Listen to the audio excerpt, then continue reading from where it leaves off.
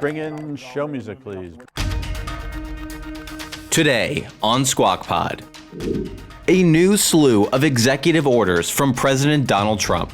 It is a fire hose. We've said that so many times. Myself, I'm tired of me saying that. Keeping track of the action from Elon Musk to TikTok and tariffs. Our Eamon Javers. I think Wall Street generally doesn't want tariffs. A new budget plan for the state of Maryland that has taxpayers split. Maryland Governor Wes Moore. This is the most pro-growth agenda and plan that we put together in a very long time in our state, and we're excited about it. And SNL celebrates 50 years of comedy gold and a legacy like no other. Every generation, it's just people have grown up with it. I don't know of anything else that can match it. I'm CNBC producer Zach Valisi. It's Friday, February 14th. Happy Valentine's Day. Squawk Pod begins right now. Stand by in 3, 2, 1. Cue, please.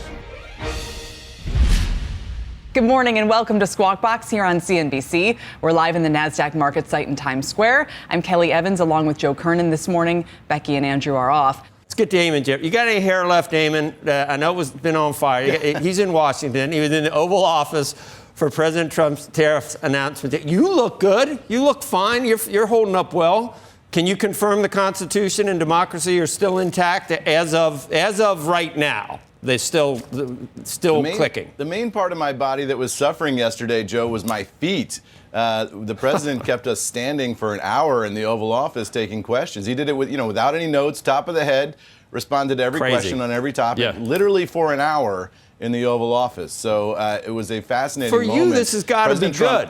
This has got to be good for you to have a commander-in-chief that is so. He's always around. I mean, he's always on. Every time you turn on the TV, there he is, like nodding and talking and saying, likes of which we've never seen. As a journalist, the great thing that we got yesterday was a really unvarnished look into the way the president thinks, right? He answered, like I say, he answered every question. He talked to every reporter who came in the pool, although they're blocking the AP. But other than that, we get great access and we get the ability to talk directly to the president. I think every reporter in the world would say that's an unvarnished good thing. Yeah, let me tell you what he did yesterday. I don't know what you're talking about for a second. I thought, come on in, the water's fine. You mean the pool of reporters? Jargon. Yeah. The press pool, right? So when they do these events in the Oval Office, right, they can't bring in every reporter. There's like 150 reporters on campus. They can't bring in everybody. So there's a smaller group that goes in on behalf of everybody else, and they feed all their material out in a shared way so that the rest of the media can use it. That's called the press pool. That's a smaller group. Okay. The Oval Office is not that big, so they can't bring everybody in there. They'd knock over the lamps and stuff and get footprints on the couch, so you can't do that. Yeah. All right. Now, I'm told to let you Let me tell you the news from yesterday. Yes. Give it to us. Thanks. Okay. So President Trump, what he did yesterday was sign a presidential memorandum. It authorized the government to conduct a study into reciprocal tariffs and to issue a report to him by April 1st. And that's when we expect those reciprocal tariffs might start to go into effect. And in the Oval Office, he also, as I say, took questions from a number of reporters on a wide range of topics for nearly an hour. I asked him about the role that Elon Musk is playing in this administration. When Musk meets with foreign leaders like Narendra Modi, which he did yesterday, I asked, is Musk representing Tesla or is he representing the U.S. government? Here's what the president said. They met, and I assume he wants to do business in India. But India is a very hard place to do business in because of the tariffs. They have the highest tariffs just about in the world, and it's a hard place to do business. No, I would imagine he met possibly because, he's running a company. So Trump there clarifying that when Elon Musk meets with Narendra Modi, he's meeting as a representative of Tesla, not necessarily as the U.S. government, even though he's playing this enormous role now in the U.S. government. I also asked whether Trump thinks Chinese leader Xi Jinping would sell TikTok if Trump can line up an American buyer. Here's how he responded to that one. We have a lot of people interested in TikTok, and I hope to be able to make a deal. I think it would be good. People have learned it's very popular, and we'll have to probably get approval from China to do it. But we have a lot of people that are interested, and a lot of people, I think China will be interested because it's to their benefit too. Trump there saying that it is in Xi Jinping's best interest to sell TikTok, so we'll see how that negotiation proceeds. He also said he'd like to have face-to-face meetings with Xi Jinping and with Vladimir Putin. He told me it's not important to him where that happens in the United States or overseas or who calls who first. The important thing to him is direct personal contact with those leaders. He said that will happen after things settle down. So we'll see how long it takes for things to settle down until we see that series of summits, which the White House is clearly contemplating but not necessarily organizing yet, guys. And I don't think any of this is slowing down. I don't think it's going to be a 100-day thing and then we relax. It is a fire hose. We've said that so many times. I'm tired of me saying that it's, we're drinking from a fire hose. But if we go from Doge and tariffs and these executive orders to negotiating with Zelensky and Putin on ending that war, I mean, can you imagine if that becomes part of it? TikTok in China, I'm sure Taiwan, that's next. It's just unbelievable how quickly. I guess it's that, Einstein identified it with general relativity. It's time dilation. Things are quantum. Things are happening more quickly, aren't they? And the nuances are really important here, right? I mean, for Wall Street, following all this can be, as you say, drinking from a fire hose. It's exhausting. There's a lot. But, the nuances do matter to Wall Street. I was the first to report yesterday that the president was not going to actually impose tariffs that would take effect yesterday, which is what a lot of people had been expecting, right, and that there would be this time delay till April 1st. And once we reported that on CNBC, you saw this wave of relief on Wall Street, as I think we saw stocks melt up a little bit as people said, oh, this isn't happening today. I think Wall Street generally doesn't want tariffs just because that puts sand in the gears of the global economy. I asked Trump, what's your message to Wall Street? And he said, this is going to be great. These tariffs are going to be great. Nobody should be concerned at all. Clearly, Wall Street was concerned and melted up when it was clear that the tariffs weren't actually going into place yesterday. It's like so many things, Eamon, it gets you thinking. I don't know what finally happens a lot of times. A lot of times the worst case scenario doesn't come to pass, but Kelly and I were talking earlier. What's the deal with these? You got these tariffs on us. Tell us why. Tell us why that's fair and why we shouldn't just try to get you, maybe not eventually put tariffs on yourself, but get you to take them off. Could that be the end result? I think, if you look at the history of this, and I'm not an economic historian, but I think a lot of this is to do with the Cold War mentality over the past 70 years or so. That the United States tolerated a lot of that kind of behavior in terms of imposing tariffs from countries where we needed alliances against the Russians in terms of the zero-sum game of the Cold War. And so if somebody that you were doing business with, it was allowing you to have business militarily, was allowing you to have bases in their country, was at least nominally on the democracy side of the ledger, you would tolerate some of those tariffs because you'd say, well, they have to buck up their economy and we need them to be a bulwark. And so therefore, that's a price that we're willing to pay. That whole structure and way of thinking is gone now. And some of those things are a legacy of that. And Trump is trying to reverse it. No, there's a lot of concern in the Journal big piece today. Don't give away everything before you even start negotiating. And I don't know whether that's happening with, Putin is he's a crafty, I don't want to call him evil, but he's a diabolical individual that would be laughing all the way to the bank if we wanted peace so badly, that it's just going to be, and we're going to be reporting on it a lot, Eamon. That's what I'm talking about. There's an old saying, right? Don't negotiate with yourself, right? Negotiate with the other guy. Don't start offering concessions before you even get in the room. He's right. 1 million soldiers, and no one. It'd be really good for that to end, but not in a way that is unfair to Ukraine or that sends a bad signal. All right, Eamon Javers. I tell you, Joe, a lot of people are thinking about once that war ends and the United States pulls sanctions off of Russia, what does that mean for Western firms looking to reinvest in Russia? There's a lot of assets there. Putin, I can tell you, has been taking some steps behind the scenes. He's already talking G8. Right. Come on in. No NATO in Ukraine and come on in. Putin has been taking steps behind the scenes to drive up Russian asset prices ahead of that. right? He wants Russians who have cash on the sidelines to invest in Russian assets now, because Putin is worried about this wave of American and Western companies coming in and buying up Russian assets on the cheap. He saw that in the 90s. He thinks that was a disaster. He doesn't want to see it again. That is fascinating. Wow. And that was a good job yesterday on the tariff thing, Eamon, to have that first. You helped me out. Yeah, That thanks. was right before 1 p.m. Yeah. We were like, Yeah. I timed it Let's for get you, going. Kelly. thank you. Keep it up. 3 sources tell CNBC that GameStop is considering investing in Bitcoin and other cryptocurrencies. They say the company is still in the process of figuring out if it makes sense for the business and could still decide not to follow through with the investments. Last weekend, CEO Ryan Cohen posted a photo on X with Michael Saylor, co-founder of MicroStrategy, one of the biggest holders of Bitcoin. 2 of the sources tell CNBC that Saylor, though, is not involved in GameStop's discussion about crypto investments at this time. GameStop soared as much as 20% in extended trading following that report. It's not at that point now, but still up almost 10%. Find it all sort of tiresome. What is it, treasury investment or something? What's it got? I don't know how you... No, well, the whole one of the bull theses, as you know, for Bitcoin is that corporate America is going to start putting it on the balance sheet. I don't know if that's exactly what they're talking about. Yeah, that's what I mean, here. like MicroStrategy or something. People want Microsoft to do it. You know, all of the big... I've seen that, but I thought in the strategy of... what is GameStop now? It's got to...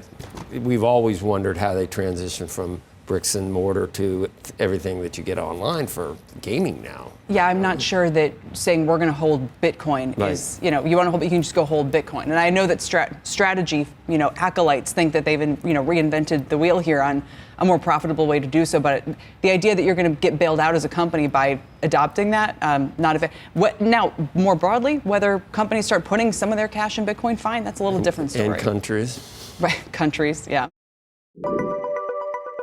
The White House seeking to renegotiate some of those awards for the U.S. CHIPS Act. It has signaled delays to some upcoming semiconductor disbursements. This is according to a Reuters report that said the new administration is reviewing the projects awarded under the 2022 law. Sources told Reuters that the White House is concerned about some of the terms underpinning some of those subsidies, including, and we knew this, requirements. You got to use all unionized labor to build some factories, help provide affordable child care as part of the deal to get the subsidies for factory workers. Report also said the White House is frustrated by companies that accepted the CHIPS Act subsidies and then announced significant overseas expansion plan. That's a no-no for Donald Trump, I would think, including in China. The law allowed some investments in China, but I think everything's being looked at. We had a story about the IRS, or in there looking at the IRS. Right. Ixnay on 85,000 Bay new. There's no way those 85,000 are ever getting hired. But I'm curious with the CHIPS Act payments. I know they were trying to get a lot of this stuff out the door and kind of started and ground broken. A lot of these are red states. Yeah. So what happens if these payments start to get held up? I mean, are we talking about future stuff? Or are we talking about stuff that's in the works? Where was our Intel investment? What was the stock when we made that one? Oh gosh, probably where it is now. I mean, No, it was like 60. Was it really? It was much higher than what we. The problem is now that incentivizes us to care more. Right, It's like, exactly. But yeah. government can't pick who to do these things. But wouldn't that fit into if MAGA's whole point is to prioritize U.S. chip makers for something Is that the European pronunciation of MAGA? What the hell was that? Is it MAGA or MAGA? You haven't heard it enough to know it's MAGA? You're partly MAGA, aren't you? You lean more MAGA than not, don't you? I don't know. You can't even say it. You can't be it if you can't say it. Yes, I'm European MAGA. I think it might be MAHA, which is Make America Healthy Again. Or MIGA was from Modi yesterday. Yeah. My only point was, look, I don't know how you can have both things at the same time. To say we need a domestic chip industry, Taiwan's been stealing our chips, fine. But then do you have to go specifically and support one of these companies that has not been competitive? No. Do you think? I want your answer on I this. say what no. do you do? I say no. I'd say how do you build the chip carrot industry? stick. You don't just pick winners, give them money, and say please do well. Right. You know what always works? Incentives. You read about how to make a pencil, right? How hard that is. But what always? I'm going to give you that. The pencil's made by thousands of different people. Right. Right, and it's the free market. forces. Adam Smith. That doesn't sound very MAGA to Adam me. Smith. That is true. That's the saying. one thing. It's a quasi MAGA. Quasi MAGA. Tease will be next.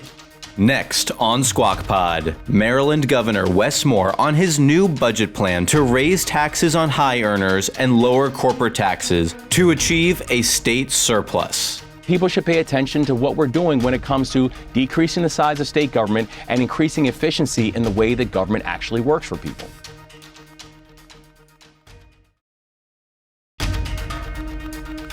This is Squawk Pod with Joe Kernen and Kelly Evans. Here's Joe.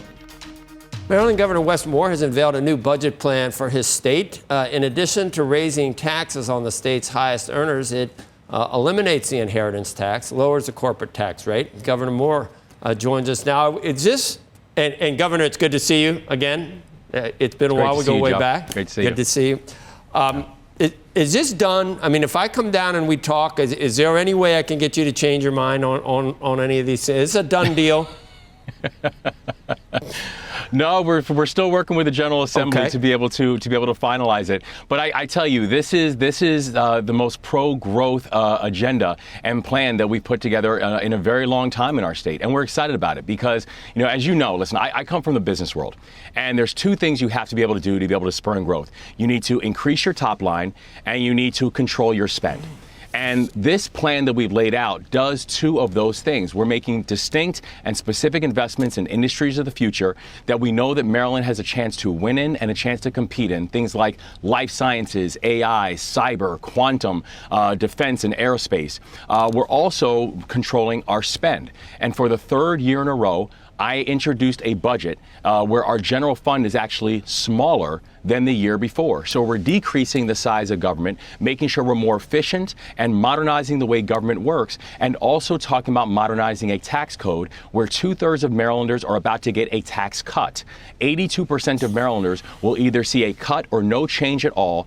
And by doing things like lowering the corporate tax rate, by focusing on things like procurement reform, regulatory reform, permitting reform, we're making it a more attractive environment for businesses to be able to come and grow in the state of Maryland. So we're excited about what this is going to mean for economic growth and also what it's going to mean for middle-class families. You had a $3 billion that you had to deal with. So you go $2 billion in spending cuts and $1 billion in tax increases. But you resisted raising taxes at all with your Democratic legislature. And this is, I'm not going to say you're throwing in the towel, but there was this piece written, The Californication of Maryland.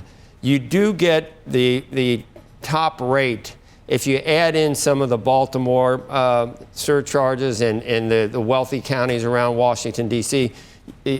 Earlier, I was kidding about Governor Murphy. I was saying, he's at 11% here in my home state of New Jersey. But you get up close to that, 10 3/4. And the only thing I'll say, Wes, is that this has been tried by not your immediate predecessor, but remember Governor O'Malley, Martin O'Malley, also raised taxes from 2008 to 2010 from 4 3/4 to 6 1/4 on the top earners. It ended up, because everyone left, 1,000 of the top earners were no longer in the state, Maryland collected $250 million less from taxpayers because they left. Why not find $3 billion in spending cuts and not tax anyone more? Well, here's the thing, and I knew going in that you were not going to tax your way to prosperity, and you're not going to cut your way to prosperity. If that's all you're doing, then you're just simply managing growth. You're managing decline. This is about how do you spur growth and making sure that you have an economy that can actually match your ambitions. And so by being able to do things like double the standard deduction, by doing things like eliminating the standard deduction penalty, by making sure that middle class families can have a little extra money in their pocket because we know that they're getting squeezed right now, we knew that was a way of getting more people into the economy and also incentivize businesses to be able to come and choose a state of Maryland. Where, just yesterday I was in Boston talking to life science companies. Just last week we announced that PowerQ, a company, is now going to announce 160 new jobs in the state of Maryland because we actively recruit them and brought them on board. And when you're looking at the tax modernization that we have, for people making over $1 million, we're asking them to pay a 1/4 point more than others. a quarter point more than others. But it's a creep. And so if you look at where we are right now, we're still. It keeps happening. Tell me, did Larry Hogan, the prior governor, did he leave a $5 billion budget surplus, $2.5 billion structural, and $3 billion in a rainy day? You're going to tell me that was COVID, right? Is that because there was a surplus when you came in, wasn't there? No, there was cash that was left in. And listen, I know there's a lot of political talking points that go along this, but here are the facts, and here's the truth: is that what we saw there was one-time COVID money that came in that was going to every single state. States got billions of dollars from the federal government. And what we had to do when that money came on board, because we inherited a structural deficit, a multi-billion-dollar structural deficit that was predicted since 2017 and was not dealt with. And so one-time cash is a sugar high. It's not dealing with the structural problem. And the structural problem was growth and spending. And so what we did when we came on board, we knew that we both wanted to put extra capital into the rainy day fund, where you have a recommendation on the rainy day. It was important to me that we exceed what the recommendation is in rainy day by multiple percentage points, and being able to make sure that where the recommendation was at 5, we had it at 8% rainy day fund. So we took that capital, put inside of rainy day, and also had to deal with a lot of the liabilities that we also inherited, to include things like claims of abuse and fraud at our largest veterans home called Charlotte Hall, to include this boondoggle called the Purple Line, which is a mass transit rail line that we had to now deal with because it was not dealt with by the former administration. And so when I'm looking at this, there's political talking points, and then there's facts. The facts and the numbers show that what we inherited was a structural deficit. That one-time capital then had to be used, and I decided to use it towards things like buffering the rainy day fund, and also ensuring that we were dealing with some of these liabilities that we inherited, but we're not going to leave people behind and had to deal with immediately. I just think that in this environment, and maybe it's, maybe in 2 years, we see a Dem sweep or something, but there just seems to be at this point, Governor, a real, an emphasis on at least not letting government grow any bigger. And I think you would be such a stand. I wouldn't want an article written about me that says the Californication of Maryland. I would want, wow, Wes Moore didn't raise taxes at all above what's already a high tax state.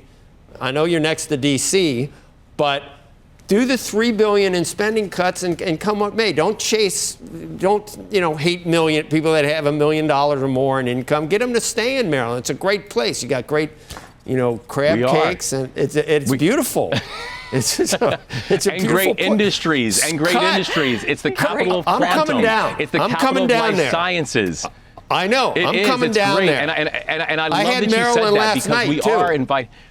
I had Maryland last night. And listen, Nebraska. We are inviting. That's right, they did, and great college basketball too. But one thing we're doing is this is how you can focus on growing the economy. And you're absolutely right, and that's why I don't deal with again. I come from the business world of facts and of data and facts. I don't do political attacks that we saw from that type of headline. The reality is that Maryland is focusing on a growth agenda that's actually increasing economic growth, that's increasing top line, that's reining in spending. And to your point, for the third year in a row, I've introduced a budget that has actually decreased the general fund, decreased the size of state government, that we focus on government modernization, where we're doing things like IT consolidation, fleet consolidation, focusing on procurement reform, and keeping Maryland procurement dollars inside of Maryland. And so what we're doing right now, if you're saying you believe in smaller government, my answer is, so do I. And that's exactly why we've introduced this budget. If you say you believe in government efficiency, my answer is, so do we in Maryland. And people should pay attention to what we're doing when it comes to decreasing the size of state government and increasing efficiency in the way that government actually works for people. All right, Governor, good discussion. Good to have you on. You got Youngkin on the other side, and he's it's quite a thing to behold. And both rising stars in opposing parties, but. Thanks it's been a while. Good to have you on this morning. Hope to see you again soon. Thanks. It's great to see you, Joe. Thank you. Next on Squawk Pod, from megastars to unforgettable sketches, Saturday Night Live is celebrating 50 years. A few former and current cast members crash the Squawk set and give us the inside scoop on if SNL creator Lorne Michaels will be retiring anytime soon. The only insider trading I can give you is that we had a lighting designer. He worked on the show till he was in his 90s, and Lauren, I would hear him say, like, I want to do that.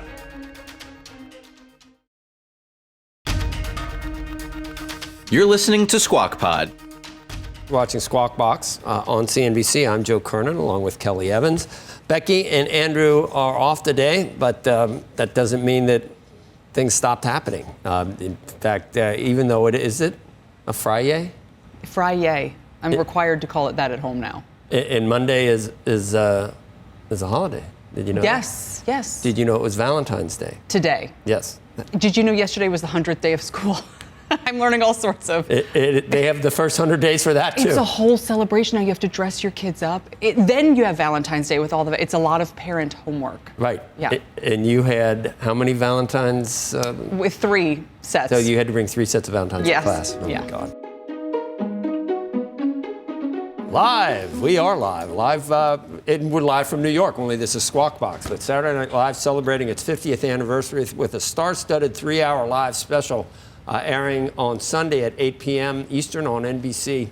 Wow. And streaming on Peacock, featuring legendary alumni, iconic hosts, musical guests, and a red carpet event. Today, some are here at the NASDAQ ringing the opening bell. Joining us now are present and former SNL cast members Alex Moffat, Garrett Morris, Taran Killam, Pharoah, and Chloe Fineman. It's great to have you all here. Thank you for having us, Joe. Great to be here. This is fun. Yeah. I remember everything. I remember Garrett. Garrett, you guys weren't even born. Most of you, I don't think. Don't say that. But they were, I was there. I rode an elevator with you after I won a contest to come down and see Saturday Night Live. You won a contest. 1979, imitating Bill Murray. But was that part of your prize to ride in an elevator with me? you happened to be on the elevator. I almost fainted to see the real Garrett Morris up close and personal. But you think of. Give us a little Murray. Yeah, Give us a little Murray. I sang Happy Birthday. Let's hear it. Happy birthday, Ken Shelton. That was I get it. That was Nick Wings in the airport lounge. That was the DJ on the Boston radio station. I threw his name in there, and they let me win the stupid contest. But that's enough DJ about Dave. DJ Don. Don. Dang it. I blew it, Chloe. There's nothing like this. Nope. There's Okay. nothing like this run. Nothing like it. Yep. And you look at major Hollywood stars, I can name some of the biggest megastars that are Saturday Night alumni. There's nothing like this, and there's no one like Lorne Michaels, and all you guys Oh, that's know. right. That's Absolutely. right. Yes. Did you all see Saturday Night, that movie itself? No. Anybody? I haven't seen it. I did. I just saw it on the plane. Lamorne did, I think, a wonderful Great job. job. Right? They got a beautiful, handsome guy, of course. Yeah, he's shredding. Yeah. Yes. I thought they needed more time to do what they were trying to do. I thought it should be a television thing where they got about 4 hours to do what they tried to do in 2 hours. Right. Of course, I thought Lamorne was brilliant in what he did. But can I say that? Yeah. It sounds like I'm not panning this thing at all. No, it's like a beautiful dramatization. I think for anybody who's actually experienced the show, Right. it's a little far. You had to Right. suspend a lot of disbelief in terms of I don't think that much was happening the 90 minutes in the lead up to the first episode. The Belushi stuff. And But very much you could tell that Jason and the entire crew loved SNL as we do, and I think it really honored the show in that way. It was made with love. Can you think of anything else culturally that's had a bigger impact on life in America? Only 60 Minutes. Even 60? I don't think so. I don't think as much. Well, 60 Minutes seems it's going until the end of time. Sports. I And- feel like sports. Maybe. I still don't think so. Name your favorite sport. The one with the balls. Freaking jocks. Am I right? I have 2 words. Eddie Murphy. I can give you 22-word answers to what spawned. And I don't know how. Is it Lorne and his ability to pick writers and talent like you? How does it happen again and again, reinvented every couple of years? He invests, to bring it back to the stock market. Dang, that was tight. That was tight. That's what we're squawking about. By the way, is Squawk Box here? You can complain about stuff? First time viewer? You haven't seen me? Oh, absolutely. You got some complaints? Okay, well, Garrett? we're going to complain about salary, right, bro? Yeah. Let's complain about Saturday. Absolutely. Let's do We it. want more money, more money, more money. That's right. Yes. I want some screen time. I don't know if I don't know if I'm gonna be on the screen, but it'll be fun. You know what I mean? It was a coin flip for me that Squawk Box was either going to be NASDAQ focused or children's programming on PBS. Yeah, you guys don't have as many puppets as I thought you would. yeah. Squawking.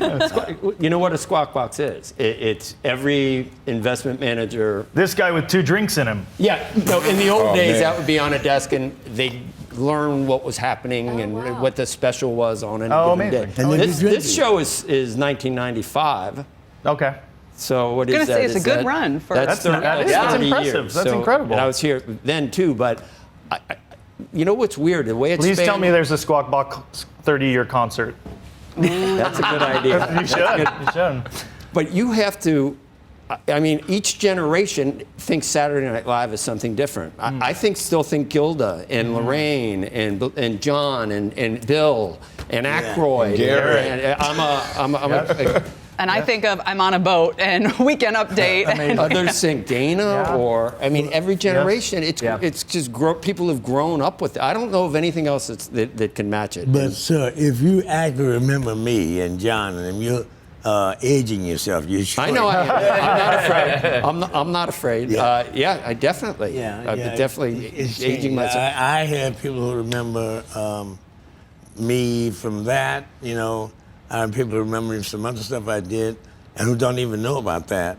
And can I say that? I remember I met this 12-year-old young white boy in like 1990, something like that. And he knew about Saturday Night Live, knew what I did, right? And this is the truth.